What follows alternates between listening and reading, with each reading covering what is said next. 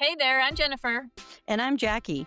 And welcome to Slightly Unsupervised. We're best friends, business partners, and the chaos behind Bestimony, a ceremony we created to celebrate the kind of soulmates who don't come with a marriage license. This podcast is all about that friendship energy, the deep stuff, the messy stuff, and the laugh till you snort stuff. So whether you're driving, folding laundry, or hiding in your car for some peace and quiet, you're in good company. Let's get slightly unsupervised. All right, everybody, welcome back. We are on episode 9 of our Making Friends Later in Life series, and this one is vulnerability. How to open up without overexposing yourself. Women need to understand why vulnerability is essential for real friendship, why it feels risky later in life, and how to test the waters safely so you can build trust without trauma dumping or overexposing yourselves. Why this episode matters. You cannot build a real friendship without vulnerability. You just can't. But the older we get, the scarier vulnerability feels. We've been hurt, we've been betrayed, we've been misunderstood, so now we either overshare or we don't share at all. And neither one builds safe connection. So today we're talking about how to open up without blowing yourself open. Good, which is important. That I will say for sure that if you don't have vulnerability and you have a friendship and you don't really share anything with them and they're not really invited into the inner parts of your mind or the inner parts of your life, that you have an activity buddy, somebody that's like a surface level conversation, that you're polite, good example is a neighbor. Yeah, our neighbor, like, hey, how are you? It's great over here. They have no idea what's going on in this house, and I don't have any idea what's going on in that house. But that's sort of like surface level stuff. Like, it's not a friendship. It's not a friendship. It's acquaintance, really. I think if you don't have some vulnerability with some people, it's really hard to, you gotta be able to be, like, you have to bite some people into your head, right? And your heart. Do you have any, like, surface level friendships, Jack, that you could think of that are like, that you wouldn't do that? I would say, yeah, like your neighbors. But I do have some neighbors that we really like, too, and their family, that we know more of what's going on there, and they know what's going on here. Or like old family friends. Or even like work people, friends could be that way. Yeah. What's been really interesting is like actually on that recently, because I used to work at one of the girls that was to help the doctor. Anyways, she moved down where I'm at now, and she's had a baby. So we've like off and on, I'll like send little things on her Facebook, how cute he is, and all this. And I actually got an invite to his first birthday the other day. That's cool. And so I just thought about it. I'm like, you know what? It would be nice to see her because she was one of the girls I really liked that I talked a lot with. But when COVID came and everybody had to go away and then everybody came back, she didn't come back. She stayed out. She ended up going and moving down the hill and getting off the hill. So at that point, we just, it would just be little chats maybe through Facebook or whatever. But I thought that was really sweet. And I was like, and I had to think about it. I'm like, okay, is this something I really want to do? Am I doing it for just because to be nice? Or do I really want to go maybe get this relationship back again? Right. And I'm like, I think I want to go. I do. Okay. We should have a good time. I could talk to her. I mean, she's younger. So they used to talk more to me like a mom, and ask me questions and stuff like that. So I'm like, yeah, I think I can do that. You're an elder now, I'm excited about it. You're an elder person, so you get to be the wise one, the one that has... I know. At Ross's on Tuesdays, I get my senior citizens 55 and over. Did you know that? Jesus. No. Every Tuesday at Ross. You catch me in Ross, there's got to be like somebody with a gun behind me chasing me in there because I hate Ross. Oh my God. Well, I used to love Ross when I had no money. I loved it because it was like I could dig through hours. It was like shopping for something that was in a huge like warehouse. You had to find it, right? So you could spend like 3 hours at it. Fine. But now I'm like, oh my God. No, it's just a mess. I haven't been in a Ross in so long where it hasn't just been everywhere. I guess I have nicer Rosses around me than you do. Well, where I used to live, I had a Marshall's, and that was a nicer Marshall's than most. Now I go to Marshall's here, I'm like, I don't like it. But when I lived in Monterey, where I used to live, I liked the Marshalls. It was the place everybody went. So it just depends on where you're at. Everything has a thing. But no, there's a gun behind. There's a gun to my head, and somebody's bringing me into Ross if you find me in there these days, girls. All right. So anyway, vulnerability. I just want to give you the definition of being vulnerable because maybe some people don't really understand it. But it's susceptible to physical or emotional attack or harm. So you are leaving yourself in a position that people can reciprocate back, or they can attack you or harm you. And so it is somewhere you can be easily hurt and attacked. So it is hard to do. And nobody here is telling you any differently that, when you share something with somebody and the reciprocation is negative, or they attack you, or they blame you, or whatever it is that happens, everybody's gone through it. It's not something new. That's when you retreat. Be like, I'm never sharing anything again with anybody because nobody understands me. And it's just the person you're speaking to that doesn't understand or doesn't have the capacity to care. That you have to Mhm. realize that it's not a blanket thing. Literally, you could be with Jackie and I. We could be, let's put ourselves somewhere where you're in your environment or I'm in mine. We could be at a casino table. Let's give us that because Jackie likes to make friends with everybody there. You could be at a casino table with Jackie and I, just the 3 of us, let's just say, and the 3 of us are having a game or whatever, and you could say to the group, could say something that's an vulnerable thing like, "I can't believe, my husband did this or that." Jackie would probably ignore you because 'cause she'd be like, "That's why we're here. We're here to gamble." Like, and I'd be like, "Oh my god, what happened?" Like, we're 2 different people, right? But we're really good friends, but I'm more, like, invested in what's happened. Jackie's like, "I don't care. Are you gonna roll the dice or what? Like, or roll the Are you ball or playing in what?" this game or are you leaving? Because somebody else is waiting for your spot. Exactly. So they're two, even in between the dynamics of us, I'm much Mhm. more interested in people's well-being of how they're doing and evolving or whatever than Jackie is. But on the other hand, Jackie and I have to be vulnerable. We had a conversation yesterday, Jack, right? We were vulnerable. We Mhm. had to be vulnerable. She told me something. It doesn't matter what she told me. It wasn't that point. The point is I had been through it and I was like, look, here's what you need to expect. I'm not saying it's going to happen that way, but here is the part The you need to scenario, set and it's yourself up. probably Yeah, not gonna be the outcome that I want, but I had to, like, vent it out and say it, yes, right. And I very and nicely sleep said, on it. yeah, I'm like, "Look, it's probably what it is you think it is because this is Mhm. happening with other people and it's done. So prepare yourself." That's what I said, right? You might want to Mhm. prepare yourself for that because I think that that's what this means. And Mhm. so, but she had to be vulnerable by telling me. I had to make sure that she knew that I cared and gave her back some reciprocation about it and said, even in a nice way, I wasn't like, "Oh, I think, you'll be okay. Nothing's going to go wrong." I didn't say that to her because that's not really being a friend. That's like telling you things that You wanna hear. you wanna hear, and I wanted to prepare her or give Mhm. her some grace to give some time to deal with this situation before the situation had to be actually dealt with, which is coming, right? So, Mhm. vulnerability. We can do it. We have to do it. It's part of the friendship relationship. It's something that, you're going to find people that are much more receptive to listening, me, and then people that are less receptive want you to come up with some solutions on your own, Jackie. But either which way, it's going to be, But in I'm my not, defense, if you do need me, I'm there. There's other yes, things that exactly. called Yeah. yeah.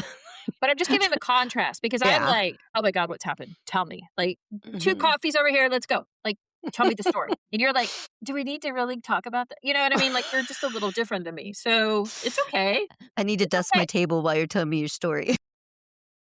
Yeah, Timmy's cleaning while the story's going on.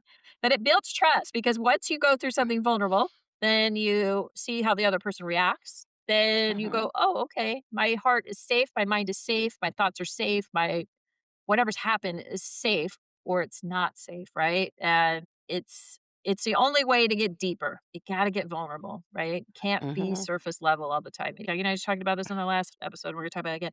When we became friends again, from our 15-year break. We didn't start with everything that happened to us in 15 years, right?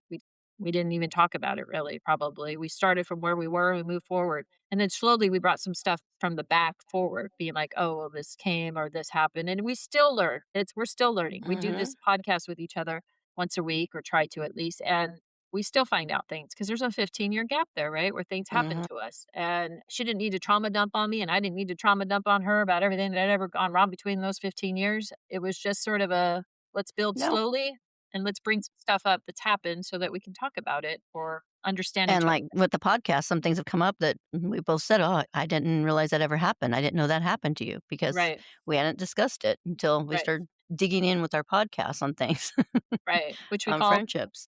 therapy too, right? So, but we had to start slow. We had to build trust, and then we, are comfortable telling each other almost anything anymore. It doesn't really matter anymore because I know she has no harm for me, and I have no harm for her. But it takes Mhm. time, and it took some thing. And be careful because vulnerability is not trauma dumping. Trauma dumping is when you wanted to give everybody the entire story of your life, and generally it's been bad. Trauma is trauma and Mhm. you're going to scare the shit out of somebody if you do that, because you give somebody something, they either take it, do whatever they want with it, hand it back to you nicely, or discuss it with you. But if you just dump on somebody and trauma dump, and girls, we do it, we are setting ourselves up for failure there too, because that's too much sharing, right? And that would be yeah, I'd have a problem with that, definitely. Yeah. If I'm meeting someone and then, like, first few things we've done, all I do is hear of you complain about your marriage or complain about everything, I'm gonna be like, "This is not fun," because Right. that's me, I wanna have some fun. I Right. don't wanna sit here yeah, I of course, I wanna be there for you, but that's too soon, way too Right. soon. Right. And maybe eventually most of the time, if you do become good friends, the other one does start seeing it, and they will ask you questions too. Right. They notice what's going on, "Oh, hey, I noticed this. You wanna Right. talk about it?" Right? Right. Right. So, yeah, don't throw all the bad stuff right away because probably you're gonna get, ghosted, at Right. least if you're with me, because I'm like, "I don't got time. I got my own stuff too, so and I'm not put it all on you," you know? Right.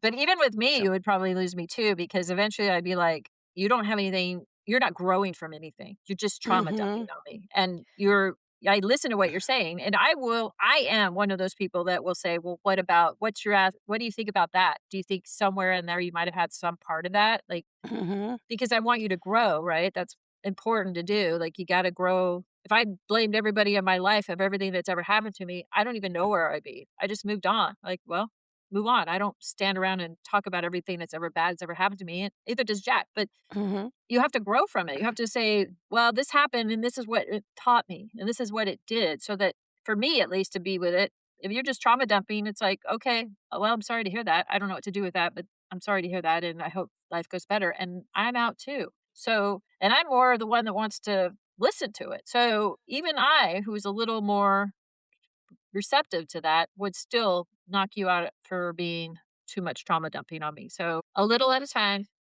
like, a little bit, like, you can't you can't get drunk on drama the first night, it's too much. And like I said, if you just keep doing it too, I mean, Yeah, I have friends now that sometimes it's like just and I'm like, "Can't we just get away from that? Can't you just have one fun night with just me and not have to focus right, on that? We've went over right, this story 100 times." right, It's not a fun story. We're not right, laughing and having a good time. We're getting depressed and not it's like, "Let's go to bed. You right. go your way, I'm going my way." Speaking of trauma dump on Jack, you gotta have some fun in between. Be like, dance on the tables and then talk about it, then dance on the tables and talk about it. But vulnerability later in life is risky, and here's why, right? We have more history now. Jackie and I, when we were kids, had some history together, but it was a lot of the same history because we had grown up together. And then we Mhm, got friendship later, and then our history had changed. There was a lot of history now, right? That we hadn't experienced together in our lives. And even though we had grown, we hadn't grown together. So we have more history, so it's more vulnerability. If you had told me all your problems at 20, they look different than if you had told me all your problems at 40, right? So mhm, you are more exactly. susceptible to me being, judgy or whatever it is we wanna do, whatever we wanna call this, but when you're vulnerable and you don't get what you want from somebody, and then we've all experienced betrayal. The older you get, the more you have in your backpack, meaning you're carrying it around. So Mhm. don't make everybody, you can't put everything that's ever happened to you on one person. They're all the same. Like, that's such a bad outlook on life. You gotta judge people for who they are and not for your experiences prior to them, and bringing that on to them and putting that on there. We've all been judged. Come on now. We were grew up in the '80s. We got judged. We still get judged. We got judged first period. Hell, we might got judged walking into the school. What are you wearing? Like, our generation, generated X, we were judged left and right and left. Like, we had to toughen up.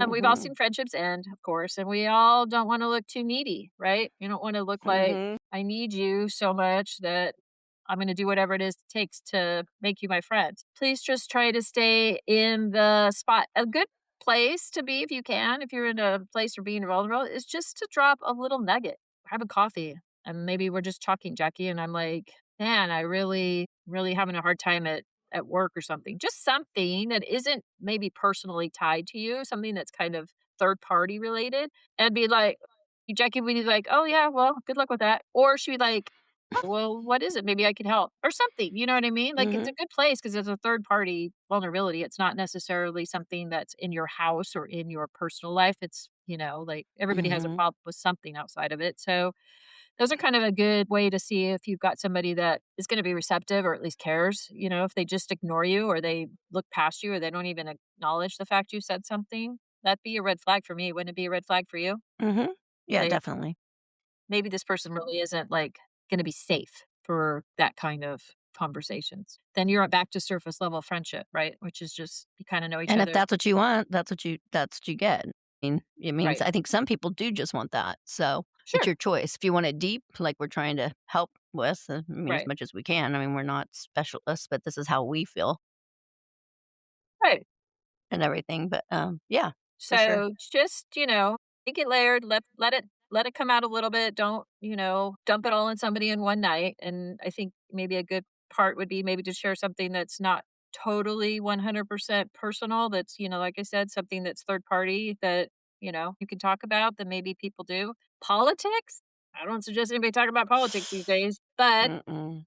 it's a third party event that happens that you could, anymore, Jack, we're to the point where if you don't agree on politics, in my world, you really can't be friends either. It's too volatile. Do Oh, you yeah. think? Yeah, we don't talk about any politics with the group. I mean, Yeah. I think what we do with maybe us girls, but when you don't get the husbands involved, that's a thing. But yeah, no, I I like mean, to stay away from that. it's a third party thing to talk about that maybe you could say something little about it or something to see, but I don't know. If you don't know them that good, I wouldn't even touch that.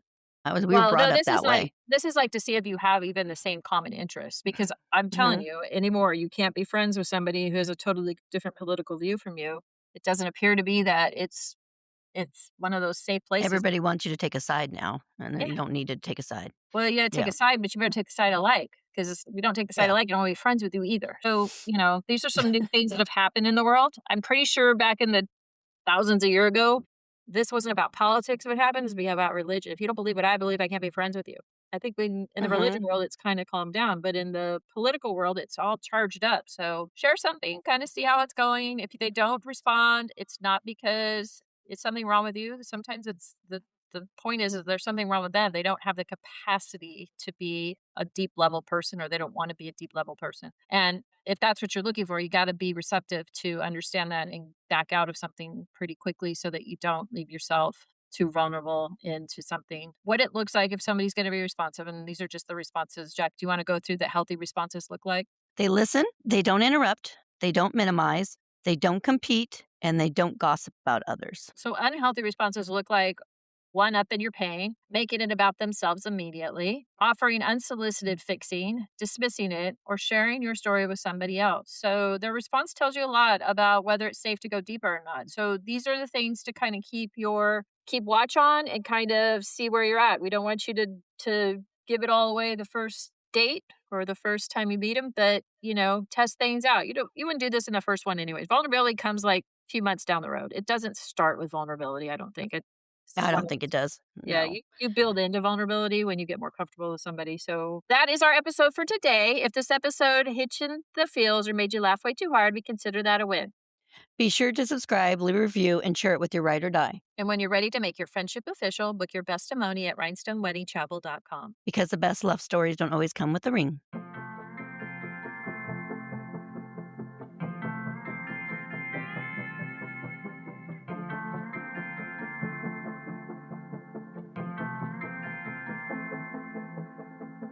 We stick together, ride or die to the moon, and no amount of space could ever come between us two. The reuniting's like we never been apart, and every single time we're eye to eye and heart to heart.